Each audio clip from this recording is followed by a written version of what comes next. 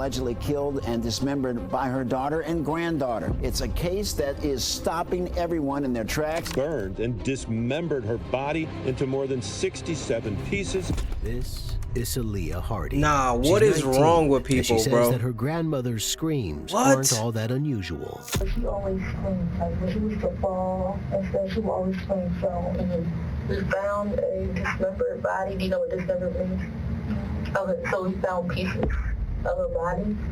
Pieces like chopped up, like somebody's body was chopped up in bags in the house. I can't say for sure that it's your grandmother. I don't know whose body it is. I don't know who else's body would be in the house. But her grandmother, 71-year-old Margaret Craig, hasn't been seen since. When the police get involved, they'll discover that this apparent missing person What the hell is going on, bro? Ordinary.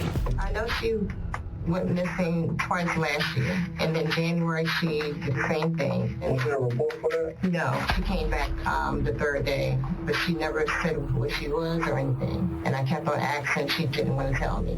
A grandmother's scream, a smoking grill, and a chainsaw bought from Amazon. Here on the decoder, with never-before-seen interview footage, this is the disturbing story of the disappearance of Margaret Craig.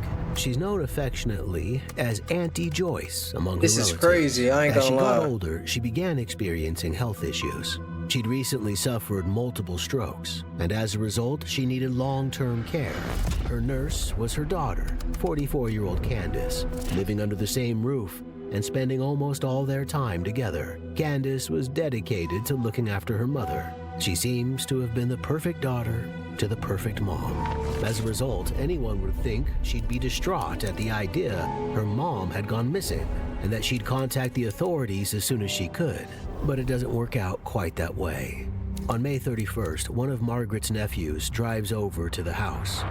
She hasn't been returning his calls for a week now.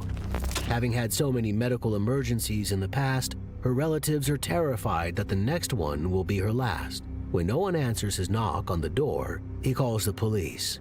He messages Candace at the same time. He says, "I'm on the phone with the police.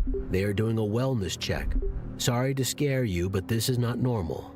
She responds with a thumbs up. When she finally comes to the door, she tells the family members that are gathered there that Margaret's gone to a friend's house. She says she'll go to the police once 72 hours has passed, not before. This is convincing enough that the responding officer leaves without taking any action. Margaret is an adult after all, even if she's a vulnerable one. Candace's words are enough for the police, but not for Margaret's family.